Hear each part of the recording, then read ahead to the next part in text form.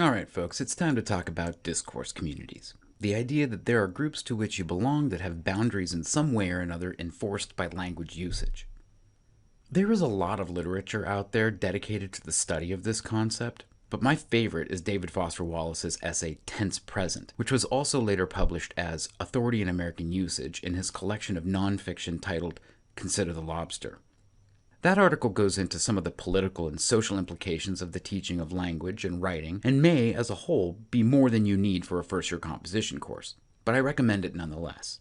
What I'm going to do here is provide you with some illustrations to help articulate this concept of discourse communities. So you've got SWE, which is the acronym Wallace uses to refer to Standard Written English. The purpose of many English classes, it seems, is to get you to write according to the norm, according to what is considered proper. It's the standard that you have to meet if you want to be considered correct in situations where your audience is going to judge you according to that standard.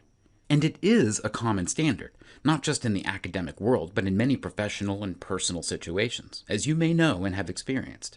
SWE is here symbolized in this castle, because it is kind of an exclusive space. There are rules to follow, and you can't get in unless you can get yourself safely across the moat of mistakes.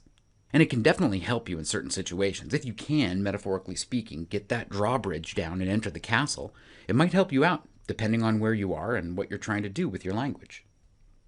The problem with thinking about this castle of standard written English as the only kind of English is that it presumes it's the only dialect that's important. The fact is, we don't spend most of our time inside this castle. At least most of us don't. Realistically, we spend most of our time in our home or in our community, and the way that you use language in these different places and to their various associated audiences will likely differ. We all know this to be true. You'll use language one way with your family and another way with your friends. Just think of that difference. Consider how, when you have developed intimate friendships, you and those friends sometimes start using language, expressions, inside jokes, etc., in ways that are unique to that small group. You kind of develop your own way of talking about things in these different situations and with these different groups. Others, who are not part of that little group, might not really get all the nuances of meaning you're sharing, and sometimes they might not understand you at all. Which could be perfectly fine. Your unique subdialect, or sub-subdialect as Wallace might have described it, is a kind of evidence of the intimate group you have, and it helps to establish the boundaries of who's in that group and who isn't. And also note that sometimes we tend to pick up on the ways in which the others around us speak, and we instinctively begin to change the way we speak to match. Maybe you've had that experience. So when we're talking about dialects and discourse communities, it's not just major things like the language you're using, for example, English or Japanese or Arabic, but also minor things that evidence the unique characteristics of shared experience within a group of people. This extends to whatever other groups you might be part of, and when we go out into the commercial world, there's this whole other way that language is used, and you have to navigate that too. I mean, it could all be English, but it's definitely not all the same English. Just go into the grocery store and look at packaging and promotional materials, and you'll find spellings that would be forbidden in the castle of SWE.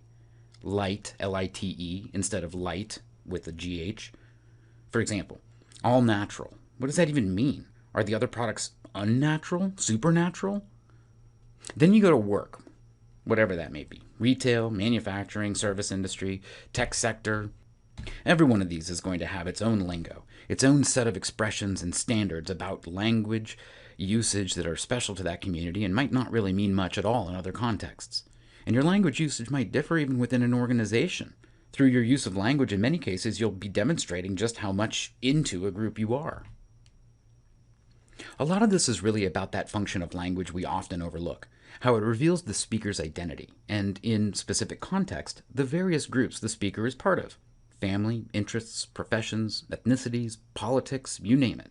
And, along with the various aspects of our identity come different ways of using language.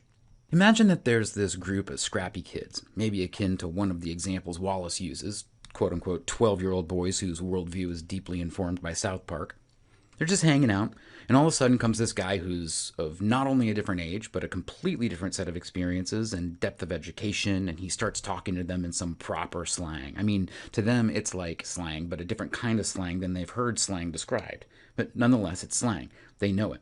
This old dude, who's maybe 30, is talking old dude slang, elevated old dude slang. Maybe it's standard written English. How are they going to respond? He's not speaking their language.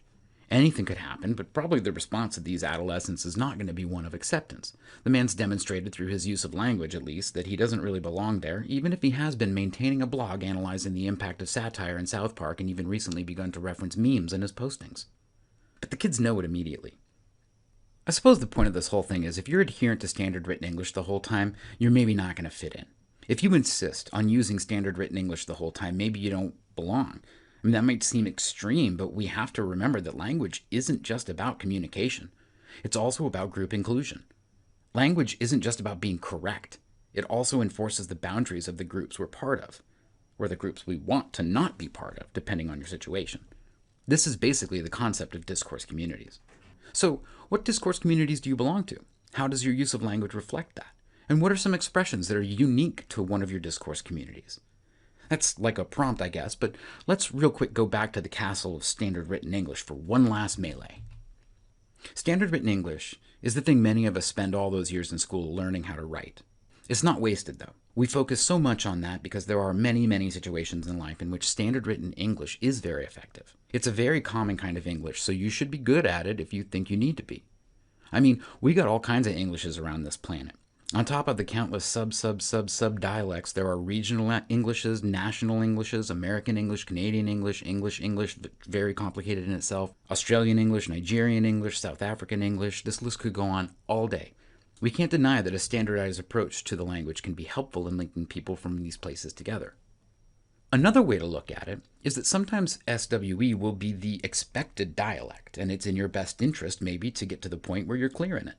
Not just in the academy. There are many scenarios in different professions or fields when you'll be better off able to demonstrate your mastery of standard written English. In some situations, it'll boost your credibility.